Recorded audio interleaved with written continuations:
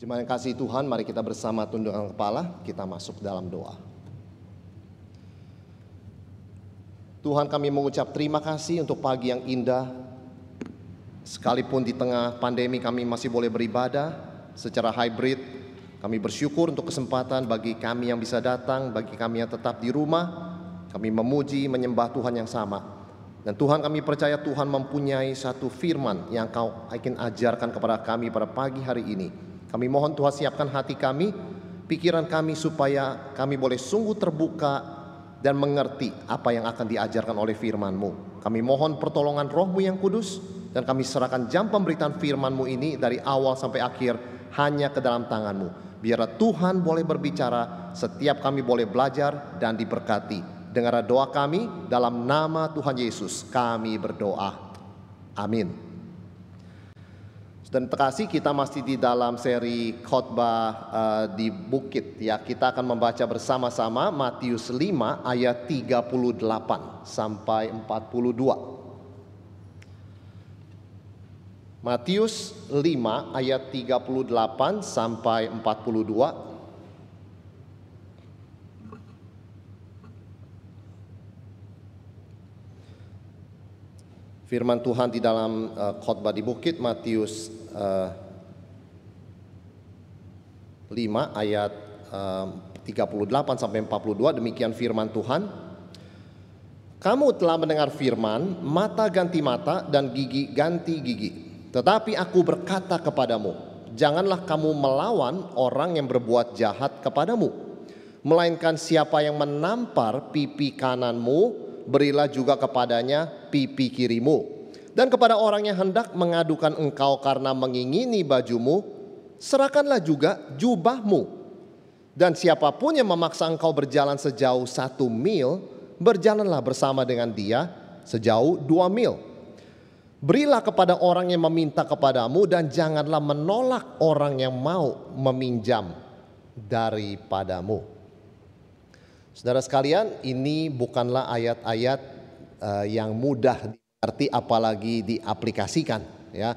Tetapi kita ingin belajar lebih lanjut apa yang Yesus maksudkan dengan apa yang sering disebut dengan hard sayings ya, perkataan-perkataan yang sulit. Ada seseorang yang mengemudikan sebuah mobil ya. Dia mengemudikan mobil itu, kemudian dia disalib oleh mobil sebelahnya. Dia marah, emosi, saudara sekalian, dia mengejar mobil itu, dia menyalip mobil itu kembali. Tapi ternyata tidak berhenti sampai di sana, dia terus mengerem, sengaja menghambat mobil yang tadi menyalipnya itu. Dan bahkan setelah akhirnya mobil yang tadi menyalip itu bisa lewat, kemudian dia membuka kaca, dia menyiram kopi ke kaca depan dari mobil yang menyalipnya itu. Untung saja mobil ada wiper ya, segera di wiper, kemudian tidak terjadi apa-apa. Tetapi perkara itu ditangkap oleh video dan kemudian dilaporkan kepada polisi. Apa yang terjadi saudara sekalian? Pengemudi yang melemparkan kopi tadi ditangkap. Kenapa bisa terjadi seperti itu? Dia disalib, kemudian dia tersinggung, kemudian dia menyalip. Bukankah sudah seharusnya di situ mata ganti mata, gigi ganti gigi?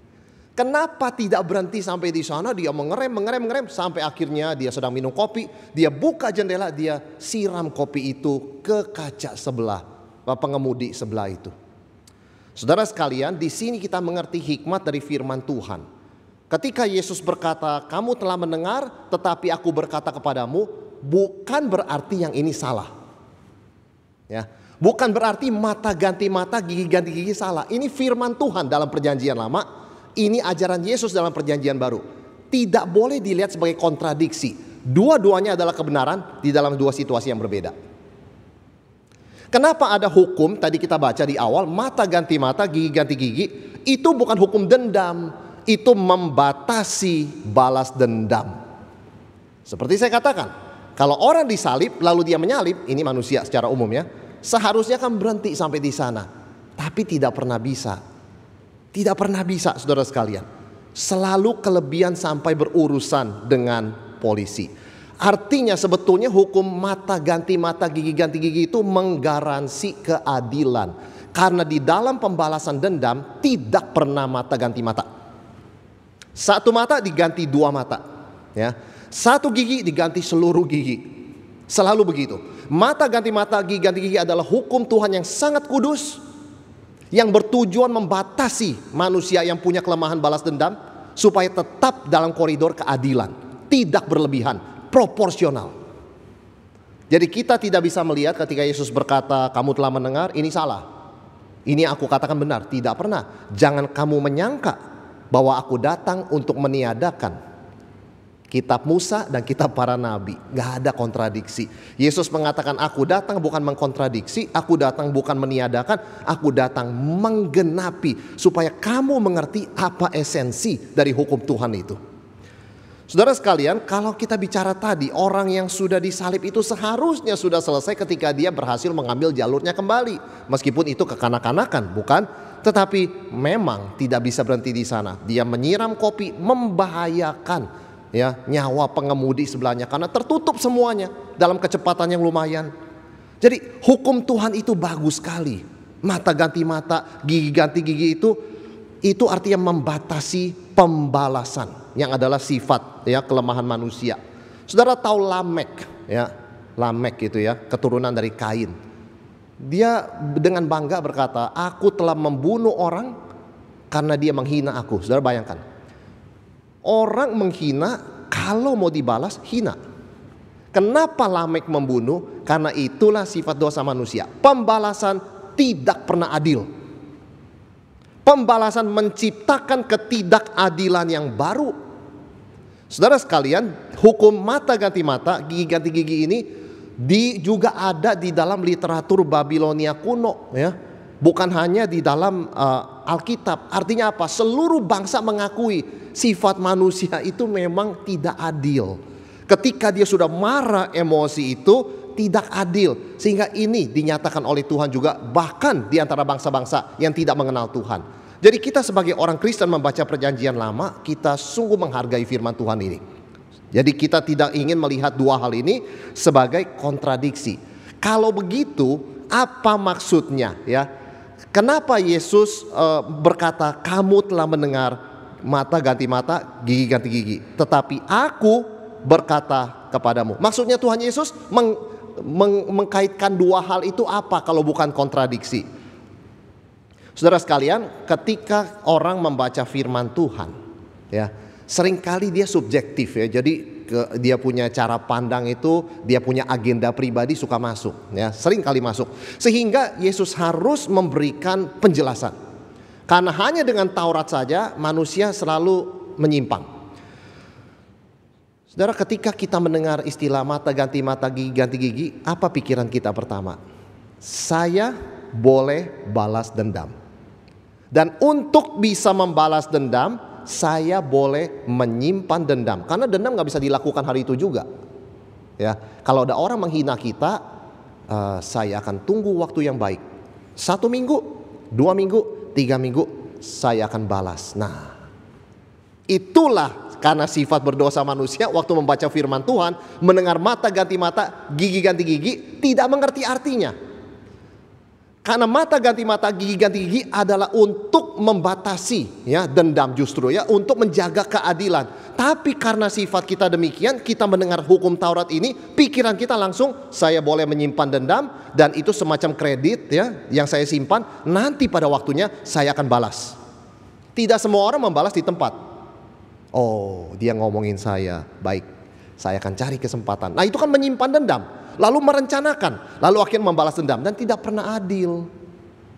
Sebab itu Yesus menambahkan, tetapi aku berkata kepadamu supaya kamu mengerti arti ayat itu dan bagaimana hidup sebagai anak Tuhan dalam hukum mata ganti mata, gigi ganti gigi. Saudara sekalian, memelihara dendam tidak boleh. Membalas dendam pada akhirnya juga tidak boleh. Karena untuk membalas orang harus menyimpan. Tidak ada orang bisa balas dendam kalau dia tidak menyimpan dendam. Tetapi Yesus sudah mengatakan di ayat sebelumnya, ayat 23, kalau kamu memberikan persembahan kepada Tuhan, teringat akan sesuatu di hatimu melawan terhadap saudara-saudaramu. taruhlah persembahanmu, ya, berdamailah dengan saudaramu, tidak boleh menyimpan dendam. Siapa bisa balas dendam tanpa menyimpannya? Bahkan waktu kita beribadah kepada Tuhan, tidak boleh ada pikiran against saudara kita. Saudara sekalian, jadi kita harus melihat seluruh hukum khotbah di bukit ini, hukum Tuhan di perjanjian lama, ajaran Yesus perjanjian baru di dalam satu harmoni yang luar biasa. Tidak ada kontradiksi di sini, ya. Tapi yang ada adalah Yesus menyatakan jantung dari hukum tersebut di dalam ajaran Dia. Jadi dengan kata lain, singkatnya, tidak boleh menyimpan dendam. Kalau tidak simpan, tidak bisa balas.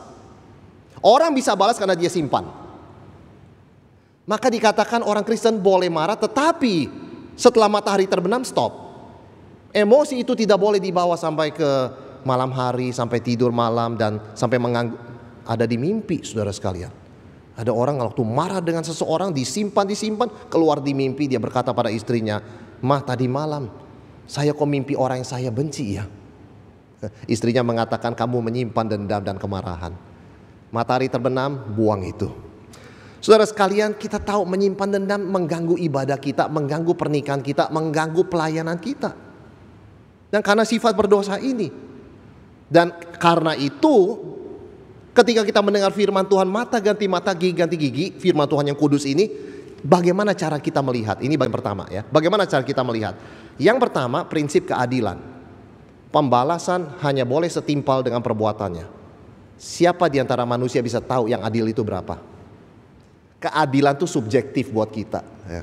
Oh, nggak bisa. Kalau cuma disalib balik enak aja, ya. Kita harus, ya, membuat dia itu kesel waktu nyetir, rem terus, kemudian kita bawa kaca, kita siram kopi.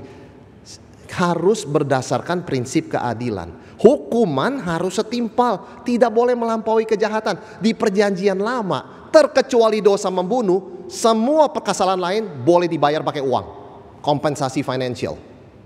Kecuali membunuh berencana, ya, semua kesalahan bisa dibayar pakai uang. Nggak perlu mata ganti mata, gigi ganti gigi. Yang penting adil.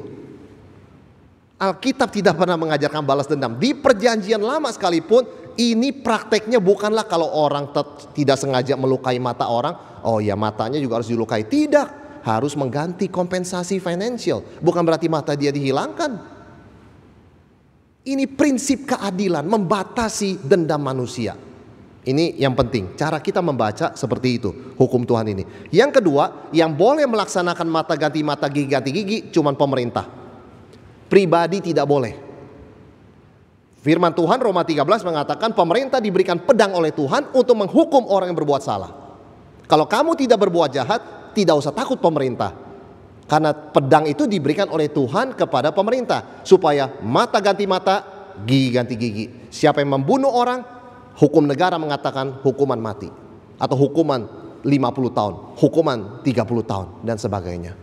Itu pemerintah yang melaksanakan. Dan ketika pribadi mau mengambil alih otoritas pemerintah, kita berurusan dengan hukum dan masuk penjara. Yaitu yang kedua, mata ganti mata, gigi ganti gigi adalah ranah pemerintah, bukan personal. Negara harus mata ganti mata, gigi ganti gigi. Kalau enggak kolaps pemerintah. Tuhan memberikan hukum, pemerintah diberikan pedang, harus dijalankan dengan adil. Yang ketiga, pembalasan adalah hak Tuhan. Itu caranya kita membaca. Mata ganti mata, gigi ganti gigi, kita ingat perkataan Tuhan. Pembalasan adalah hakku, aku akan membalas. Itu sebabnya Tuhan Yesus mencabut semua pembalasan ini dari tangan pribadi kita. Memindahkannya kepada pemerintah yang ditunjuk oleh Tuhan. Dan mengingatkan kita, itu pembalasan otoritas ada di tangan Tuhan.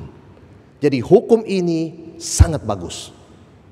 Tapi bukan untuk saudara dan saya secara pribadi melakukannya. Itu yang kita harus lihat, ya.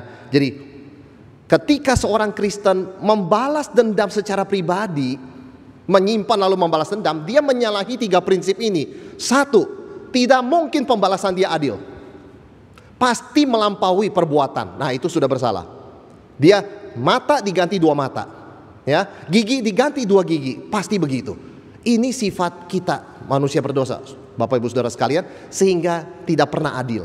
tidak pernah adil. Pembalasan selalu melampaui. Saudara kalau nonton film-film silat zaman dulu, ketika ada satu keluarga dihina, kehormatannya dikata-katain, maka apa yang dilakukan? Mari kita duel.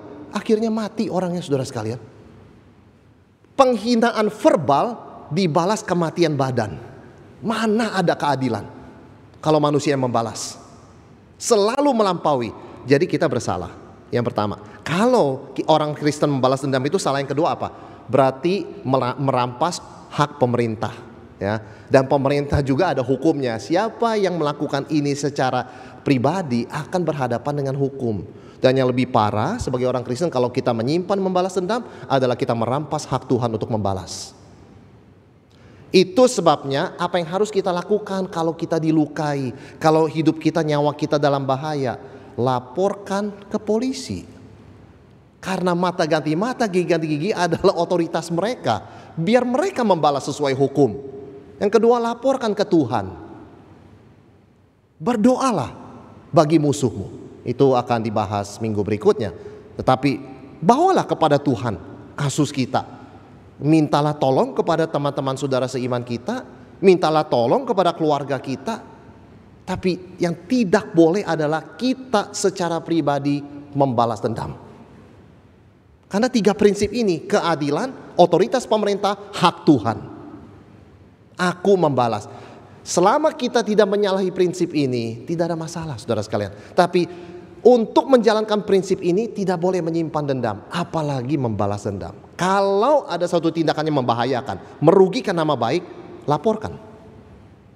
Kalau di dalam konteks pelayanan, di dalam konteks saudara seiman, bicarakan dengan pihak gembala, majelis dan sebagainya. Ada caranya bagaimana menyelesaikan. Yang pasti bukan menyimpan atau membalas dendam. Tetapi saudara sekalian, Tuhan Yesus tidak mau kita berhenti hanya sampai di mata ganti mata, gigi ganti gigi, pengertian yang benar. Tidak. Kenapa? Karena kita kalau berhenti di situ, kita hanya belajar satu poin. Jangan balas, jangan dendam, jangan simpan dendam. Nah, itu yang Yesus katakan, hidup keagamaanmu tidak lebih baik daripada orang Farisi. Karena Yesus mengatakan Matius 5 ayat 20, maka aku berkata kepadamu, jika hidup keagamaanmu tidak lebih benar daripada hidup keagamaan ahli-ahli Taurat dan orang-orang Farisi, sesungguhnya kamu tidak akan masuk dalam kerajaan sorga. Kita nggak berhenti sampai di sana. Maka Yesus ada berkata, tetapi aku berkata kepadamu. Nah ini saudara sekalian, ini penting. Kenapa? Karena Yesus berkata aku. Dia bukan mengutip ada tertulis. Dia bisa berkata ada tertulis kepada iblis. Ada tertulis manusia hidup bukan dari roti saja. Dia mengutip firman kata demi kata. Tapi di khotbah di bukit dia langsung berkata, I say to you. Artinya apa? Yang pertama, ketika Yesus berkata kepada kita, tetapi aku berkata padamu, Yesus sedang berkata, aku raja, kamu hamba. Raja gak perlu mengutip. Raja adalah hukum itu sendiri. Ya, seorang hakim itu mengutip hukum karena dia hamba. Menurut undang-undang pasal sekian, Yesus raja. Raja yang merendahkan dirinya menjadi serupa dengan kita, tapi dia raja. Dan khotbah di bukit adalah etika kerajaan sorga. Kerajaan pasti ada rajanya. Siapa rajanya? Yesus Kristus. Maka dia berkata dengan otoritas seorang raja. Ya kan? Lalu yang kedua, apa artinya ketika dia berkata, tapi aku berkata kepadamu, kamu adalah pengikutku, harus beda dari yang lain. Kamulah garam dunia, kamulah terang dunia. Kalau hidup keagamaanmu tidak lebih baik dari orang Farisi, nggak fit untuk kingdom. I'm the king, ya saya raja. Kamu anggota kerajaan, hamba. Ya. Ini adalah prinsip yang membedakan kamu sebagai anggota kerajaan Allah. Garam dan terang dunia. Nah saudara sekalian, Yesus memberikan kepada kita bagaimana kita bisa beda dari dunia ini sebagai pengikut Yesus Kristus. Dengan kata lain, ketika Yesus berkata tetapi aku berkata kepadamu, dia mengatakan raja sudah datang, yaitu Yesus Kristus. Ganti pemimpin, ganti standar. Dulu pemimpinmu iblis, ya, standarnya balas dendam. Sekarang saya, Yesus berkata, akulah rajamu. Standar yang baru adalah tidak boleh dendam, tidak boleh simpan amarah, tidak boleh membalas secara pribadi, tidak boleh mengharapkan kecelakaan orang lain. Saudara, ada orang Kristen tidak membalas, tapi dia menyumpahi. Ya, itu pun tidak sesuai dengan prinsip kerajaan Allah. Maka ketika Yesus datang sebagai raja, dia sudah mengalahkan iblis melalui kematian dan kebangkitannya. Ganti pemimpin, ganti standar. Kamu telah mendengar. Dan kalimat itu diartikan boleh balas dendam. Bukan. Tetapi aku berkata kepadamu sebagai raja, kerajaan Allah, dan kamu, ya, garam dan terang dunia. Saudara sekalian, kita bersyukur karya Tuhan Yesus begitu besar menjadi raja kita. Bukan sesuatu yang kecil. Kita bebas dari belenggu pemimpin kita yang lama, iblis. Kita adalah pengikut Yesus Kristus. Kita diperdamaikan dengan Tuhan. Kita dilahirkan kembali sehingga menjadi anak-anak Allah, like father, like son. Sifatnya seperti Allah. Ya.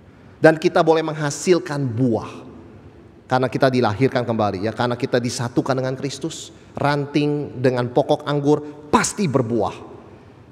Saya sering berkata, buah itu apa sih?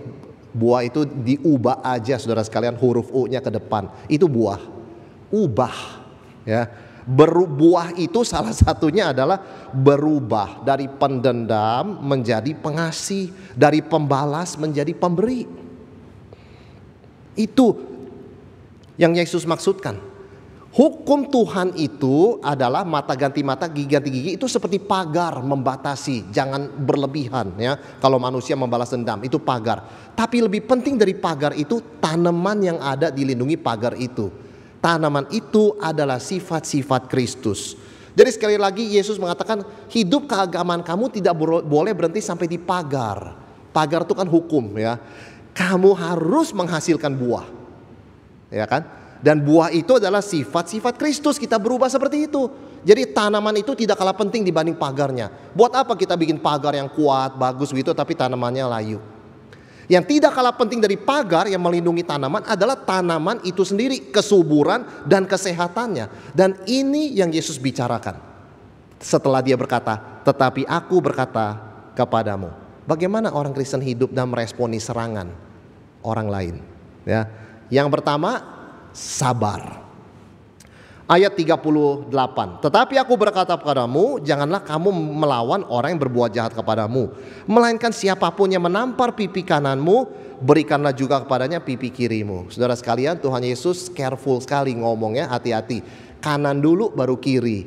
Pipi kanan sebelah sini kan, pipi kiri sebelah sini. Kalau orang mau menampar kita, pipi kanan, tamparnya jelas bukan dengan bagian sini. Karena semua orang, mayoritas orang bertangan kanan. Jadi kalau tangan kanan dari sana menamparnya pipi kiri dulu seharusnya. Tetapi ketika disebut oleh Yesus pipi kanan berarti menamparnya dengan ini. Ini adalah tamparan penghinaan. Jadi bukan begini tetapi begini, saudara sekalian. Jadi bukan dengan telapak tangan tapi dengan baliknya telapak tangan. Tampar seperti ini. Urutannya itu loh. Kanan dulu. Itu tamparan penghinaan. Jadi nggak sekedar ini bagaimana ya Pak dilakukannya firman Tuhan. Bukan. Tamparan ini bukan tamparan biasa.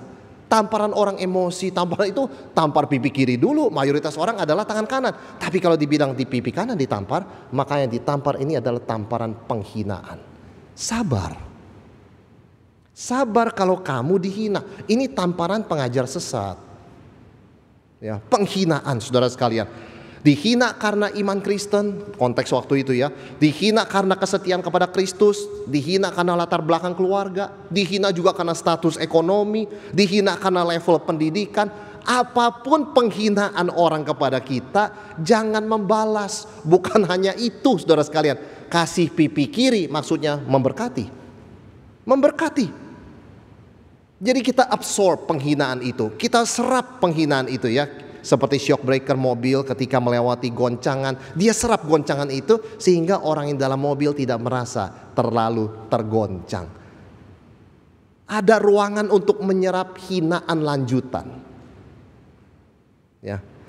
Saudara, reaksi kita ketika dihina ya, seperti orang ditampar seperti itu adalah balas mengutuk atau menyumpahi supaya hal buruk terjadi pada orang tersebut. Tapi tidak demikian. Ketika kita dihina, dikutuk, apa respon kita? Memberkati. Memberkati saudara sekalian. Itu yang Paulus katakan di Roma 12, jangan balas mengutuk, tapi memberkati. Ada seorang anggota geng yang bertobat jadi Kristen ya. Dia kembali kemudian berolahraga dengan teman-teman gengnya, olahraga basket. Kemudian karena salah satu temannya ini tahu dia udah jadi Kristen dan tahu Matius 5 ayat 38, menendang lalu memukulnya. Lalu mereka ketawa menantikan reaksi dia. Saudara, dia sebagai manusia tidak ketawa begitu kan? Dia tidak mengatakan nih pipi kiri, enggak saudara sekalian. Dia tetap main basket itu sampai akhir. Kemudian dia datang kepada orang itu. Saya tahu kamu berbuat begitu kepada saya. Tapi demi Tuhan Yesus yang saya sudah percaya, saya tidak akan membalas kamu. Apa yang terjadi saudara sekalian? Tidak ada yang pernah berani lagi melakukan hal-hal demikian ketika main basket. Begitu powerfulnya. Ini etika yang Yesus ajarkan, bukan etika orang lemah. Orang lemah membalas. Betul? Karena gak bisa mengontrol emosinya. Orang yang kuat dalam Tuhan menyerap. Dan bisa further menyerap tanpa membalas. Bahkan membalasnya itu dengan berkat. Luar biasa. Kalau kita berdoa, Tuhan berikan saya kekuatan, kita bisa melakukan ini saudara sekalian. Ini bukan sekedar harafiah ya. Karena waktu Yesus ditampar juga, ketika dia diadili, Yesus bertanya, kenapa kamu tampar aku? Jadi jelas maksud Tuhan Yesus mengajarkan ini lebih dalam dari sekedar menampar biasa. Karena menampar biasa kan pipi kiri Yesus ditampar. Ini adalah tamparan penghinaan. Dan kita sering mengalami mungkin ya dalam hidup ya. Dihina, dikatain orang karena satu dan lain hal. Bukan saja kita tidak membalas, kita memberkati. Inilah kekuatan dari Tuhan. Sabar saudara sekalian. Ini ciri khas anak-anak Tuhan. Sabar. Gereja dibakar, gak ada yang membalas. Sampai hari ini saya belum pernah dengar ada gereja dibakar membalas. Sabar. Dan itu kesaksian yang luar biasa, powerful. Ya, kalau mau ditaruh dalam statistik, berapa banyak orang Kristen membalas rumah ibadah dibakar? 0. Sejarah harus mencatat itu. Percaya tidak percaya Tuhan harus menerima fakta itu. Very powerful. Inilah kita sebagai pengikut Yesus Kristus, sabar. Yang kedua saudara sekalian apa? Baik hati. Ya, hatinya itu bukan menyumpahi, bukan mengharapkan yang tidak baik, tapi baik hati. Ayat 40. Dan kepada orang yang hendak mengadukan engkau karena mengingini bajumu, serahkanlah juga jubahmu. Ayat 40. Saudara, orang waktu itu pakai baju 2 lembar, baju luar dan baju dalam. Ya, mana yang lebih penting? Yang lebih penting adalah jubah luar. Jubah luar itu penting ya. Sama seperti zaman sekarang tentu jas ini lebih penting daripada kaos dalam, begitu kan? Tentu jubah luar lebih penting. Tetapi kenapa bisa ada orang menuntut jubah kita, saudara sekalian? Itu bisa menjadi kompensasi finansial. Karena jubah itu cukup berharga. Nggak seperti pakaian zaman sekarang ya, sudah pakai buang karena murah, begitu kan? Zaman dulu pakaian itu mahal. Bahkan 30 tahun lalu di Indonesia pun pakaian itu masih mahal juga, saudara sekalian. Apakah ada hukumnya menuntut jubah luar? Ada. Tetapi hukumnya berkata begini, kalau jubah luar diambil sebagai jaminan untuk penggadaian dan sebagainya, tidak boleh ditahan lebih dari 24 jam. Harus dikembalikan kepada pemiliknya setelah 24 jam. Kalau tidak, yang mengambil itu melanggar hukum. Artinya apa? Dengan santai-santai saja jubah kita akan kembali. Dan Yesus berkata, kalau orang minta jubah luar, toh akan kembali kan? Jubah dalam tawarin. Jubah dalam tawarin. Ya kan? Artinya apa? Hendaklah kebaikan hatimu diketahui semua orang. Ya. Jangan sampai dalam hati itu menggerutu dan ketika 24 jam dikembalikan, nah, tahu rasa sekarang saya kan akhirnya dilindungi oleh hukum. Bukan, baik hati. Ya. Baik hati saudara sekalian, bukan bersembunyi di balik hukum. Jadi kita orang Kristen bukan mengandalkan hukum untuk mengejek atau menantang atau membalas orang yang menyakiti kita. Tetapi kita itu betul-betul menyatakan dari dalam kebaikan hati. Kebaikan hati Kristus. Filipi 4 ayat 5 mengatakan hendaklah kebaikan hatimu diketahui semua orang. Tuhan sudah dekat. Biar semakin Yesus akan datang kedua kali, semakin dekat, orang lebih tahu isi hati kita. Bahwa meskipun kita bukan hanya tidak membalas, tapi kita menghendaki yang baik untuk orang. Nah, ini pengikut Tuhan Yesus. Saudara, ini bukan berarti orang Kristen tidak boleh menempuh jalur hukum, meminta pergantian kompensasi finansial begitu ya. Ingat, mata ganti mata, gigi ganti gigi, itu otoritas pemerintah. Kalau hukum menyuruh orang tersebut mengganti kita, kita terima. Orang Kristen boleh menempuh jalur hukum, tetapi dalam segala keadaan, termasuk dalam jalur hukum sekalipun, kita harus menunjukkan kebaikan hati. Tidak boleh menyimpan dendam, mengharapkan yang buruk untuk orang lain, membalas, mengutuk, dan sebagainya. Itu dua hal yang berbeda. Ya, setiap momen kesulitan, baik dihina, diejek maupun dituntut secara tidak adil, jadikanlah itu kesempatan menjadi terang dan garam. Itu yang kedua ya, sabar, baik hati. Yang ketiga, rendah hati, ayat 41. Dan siapapun yang memaksa engkau berjalan sejauh 1 mil, berjalanlah bersama dia 2 mil. Ini konteksnya apa? Israel dijajah Romawi. Prajurit seringkali malas begitu kan, daripada dia bawa barang, dia suruh orang bawa barang. Kalau tidak nurut, kena konsekuensinya, begitu kan. Zaman itu nggak ada hak asasi atau kebebasan, saudara sekalian. Jadi kalau prajurit ngomong itu hukum. Mereka punya senjata, mereka punya tameng, mereka punya otoritas. Tetapi yang Yesus katakan apa? Kalau orang menuntut kamu bawa sesuatu ya, 1 mil, bawa sesuatu gitu, bantuin dia kan, tentara, jalan 2 mil. Maksudnya apa? Waktu dulu orang Yahudi kan kesel, dijajah ya. Ketika prajurit Romawi nyuruh mereka, kamu lepas lewat, bawa barang ini. Mereka terpaksa bawa, tapi dalam hatinya mengutuki, ini kafir ini ya. Orang kafir ini menjajah kita ini. Ya, kita doakan pada Tuhan biar ini kafir ini cepat hancur. Nah, Yesus mengatakan tidak boleh hatinya seperti itu. Berjalanlah 2 mil, maksudnya apa? Lakukan dengan rajin dan semangat, karena kamu sebagai orang Kristen tahu, kamu bukan lakukan ini buat manusia. Kamu lakukan itu untuk Tuhan Sang Raja, yang daripadanya kamu akan menerima upah dan berkat. Saudara, Kolose 3 ayat 23-24, Rasul Paulus mengatakan apa? Apapun yang kamu perbuat, perbuatlah dengan segenap hati untuk Tuhan, bukan untuk manusia. Karena kamu tahu dari Tuhan kamu menerima upah. Kepada siapa Pak Rasul Paulus tulis ini pertama-tama? Budak. Budak itu kerja gak dibayar. Budak itu gak ada hak asasi manusia. Budak itu diperlakukan tidak adil. Budak itu kalau sudah sakit dibuang oleh tuannya, tidak diobati. Kepada budak Kristen, Rasul Paulus mengatakan, apapun yang kamu perbuat, gak dibayar sekalipun, lakukan dengan segenap hati untuk Tuhan. Karena bukan Tuanmu yang kasih upah, tapi Bapa di sorga memberikan berkat dan upah kepadamu. Itu sebabnya disuruh berjalan 1 mil, dihina begitu kan, ditindas seolah-olah begitu kan ya. Tetap kalau kita nggak ada pilihan lain, rajin kerjakan untuk Tuhan. Rugi sekali sudah bekerja menggerutu. Dari Tuhan tidak dapat upah, dari manusia tidak dapat apa-apa, saudara sekalian. Itu supaya sebagai anak Tuhan kita harus berhikmat di sini. Ada berapa hal kita nggak bisa hindari dalam pekerjaan, dalam kehidupan. Itu jatuhnya ke pundak kita. Ya, kita yang harus memikulnya. Pikulah dengan sukacita untuk Tuhan.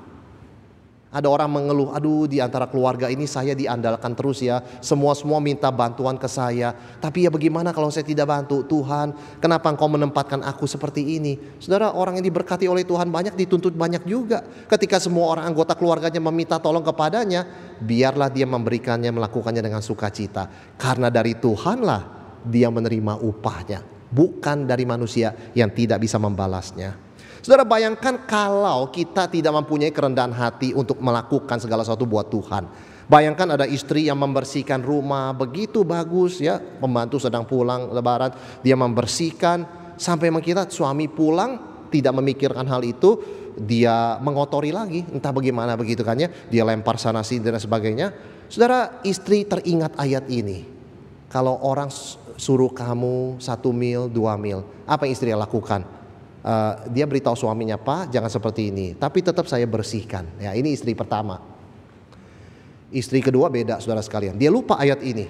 Saya udah bersihin, suami bikin kotor. Kalau begitu saya juga mau enak dah, bikin kotor. Jadi setiap hari mereka saling membalas.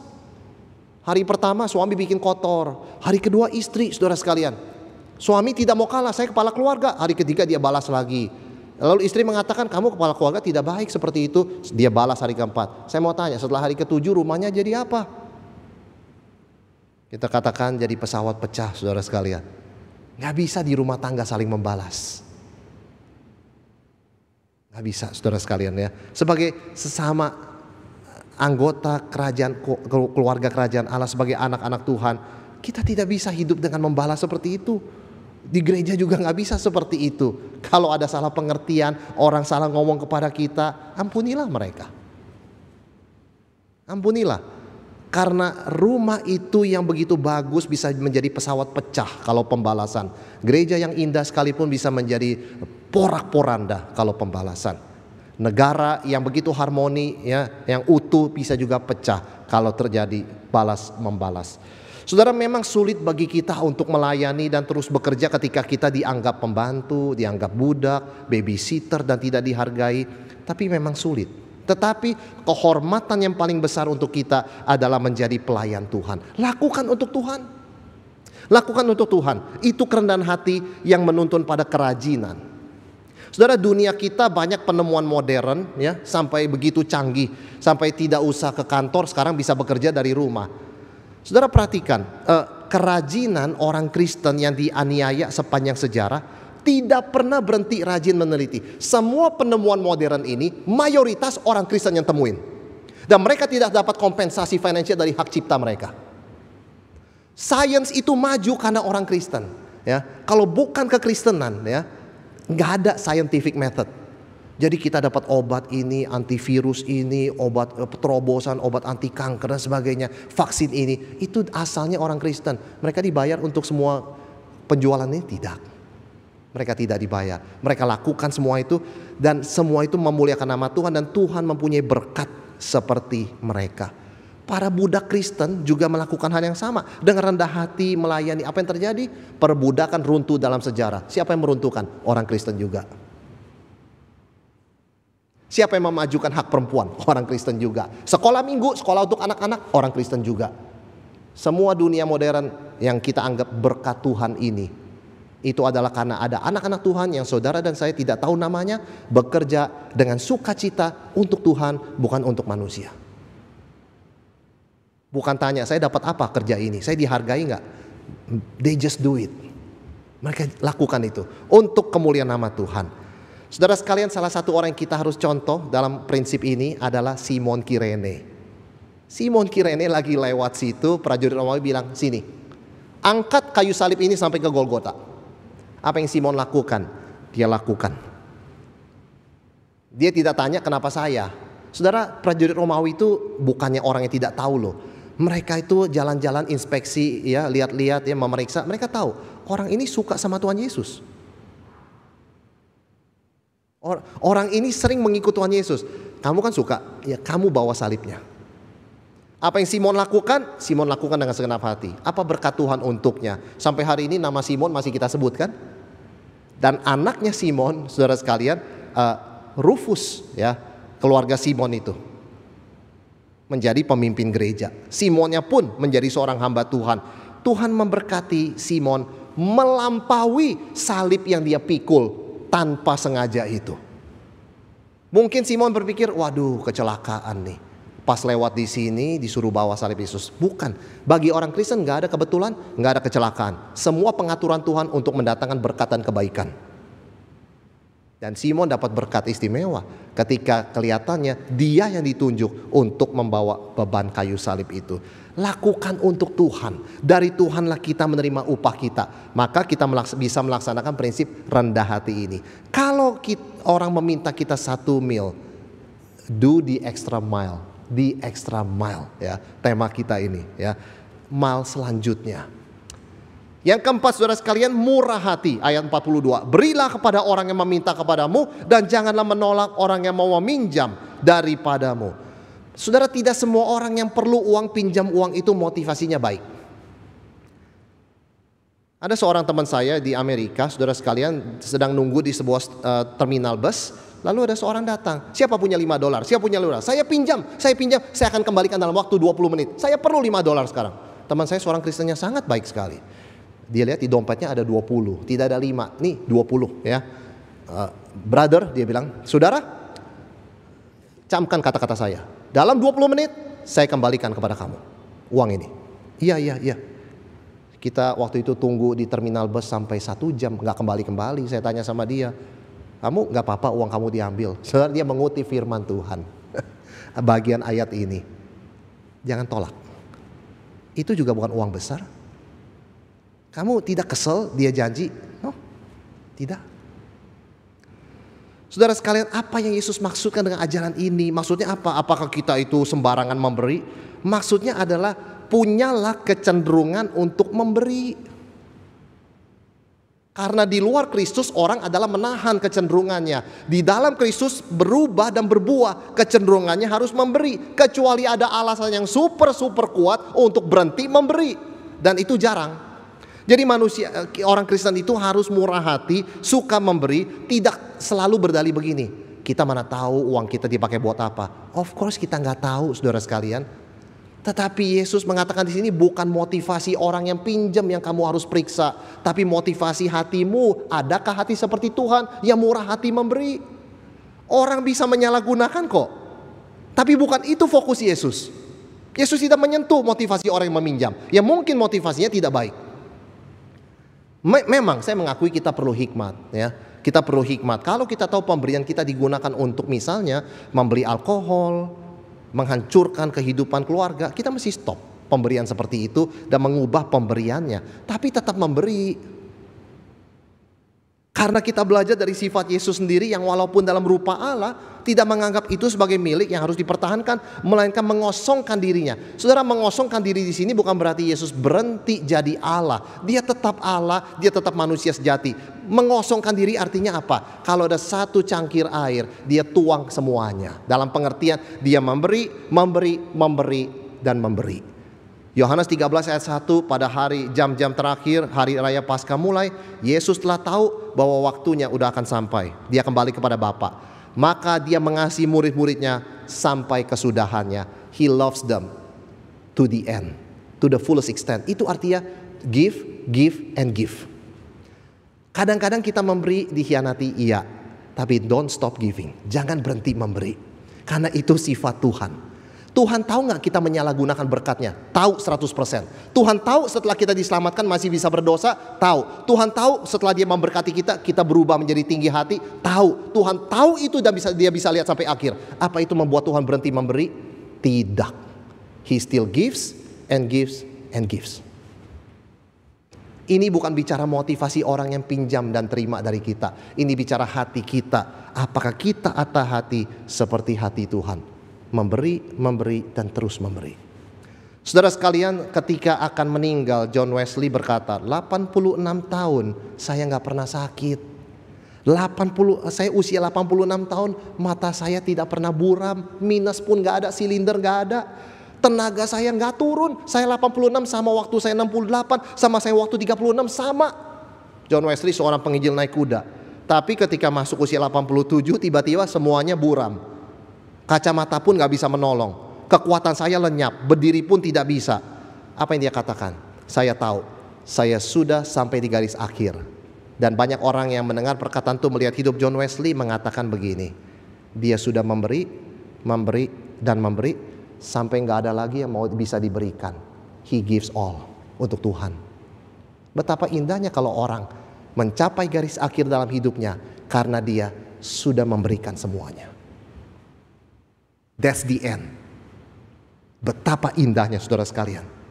Jejak orang-orang ini. Itu yang Yesus maksudkan. Biarlah kita dikuatkan untuk memberi 100% kepada Tuhan. Jadi berkat buat sesama kita. Gereja memerlukan bantuan, berikan. Saudara seiman memerlukan bantuan, berikan. Jangan terlalu hitung-hitung. Orang itu layak dibantu gak ya? Apa sih prestasinya? Apa kualifikasinya kita mesti bantu dia? Saudara sekalian, berikan kepada yang tidak bisa membalas. Dari Tuhan kita menerima upahnya. Kita tidak dipanggil sebagai hakim untuk menilai motivasi orang. Kita dipanggil sebagai pengikut Yesus untuk memberikan seluruh hidupnya mengikuti teladan Tuhan kita, Yesus Kristus. Kita beda dari dunia. Saudara sekalian, gereja dibakar, tidak membalas. Kita beda. Orang Kristen dianiaya tidak membalas. Tidak ada satupun mimbar di dunia ini mengatakan karena kita dianiaya angkat senjata balas. Tidak pernah ada satu orang dari mimbar hamba Tuhan berkata demikian. Bukan karena kita lemah, tapi karena kita sangat kuat di dalam Tuhan Yesus yang telah mati namun bangkit. Saudara, kita tidak berespon seperti dunia, membalas dendam, melampiaskan emosi, menyimpan dendam. Kita berespon terhadap kesulitan seperti Kristus. Di dalam ajaran-ajaran ini Yesus mengingatkan kita, di dalam dunia kamu akan mengalami berbagai hambatan. Diejek, dituntut, ditindas, dihina, dimanfaatkan. Tapi inilah cara kamu berespon seperti aku, sabar. Ketika diejek, sabar. Ketika dituntut, baik hati. Meskipun kamu dilindungi hukum, jangan berlindung di balik hukum menyembunyikan kebaikanmu. Nyatakan kebaikan hatimu. Rendah hati. Lakukan untuk Tuhan. Dari Tuhan kamu menerima upah. Dan murah hati. Jadilah seperti Tuhan, bukan seperti hakim yang menilai motivasi orang, tetapi seperti Tuhan yang memberi dan memberi. Kita bukan berespon kepada dunia dengan segala ejekan, hinaan, dan strateginya. Kita berespon kepada Kristus yang memanggil kita menjadi serupa dengan Dia. Saudara, jangan sia-siakan penderitaan kita.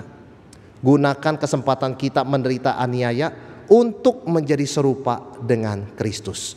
Bukan membalas, bukan agresif, tetapi seperti Yesus yang rendah hati, sabar, murah hati, dan baik hati, memberi senantiasa. Mari kita tundukkan kepala, kita masuk dalam doa.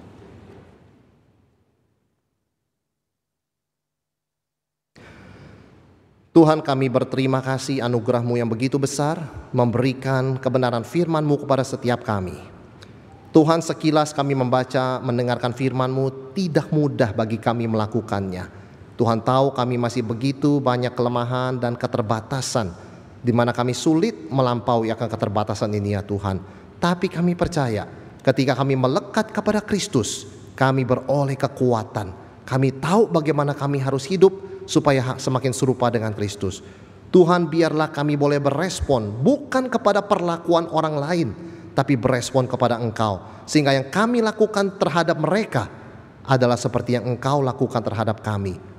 Kami mohon Tuhan berkati setiap kami boleh melakukan firman Tuhan ini, dan biarlah segala buah rohani yang Roh-Mu Kudus kerjakan dalam hati kami boleh nyata di dalam perubahan sikap kami kepada sesama kami, khususnya mereka yang mengejek, menghina, dan memperlakukan kami tidak adil. Biarlah Kristus semakin nyata di dalam respon kami. Dengarlah doa kami, di dalam nama Tuhan Yesus kami berdoa.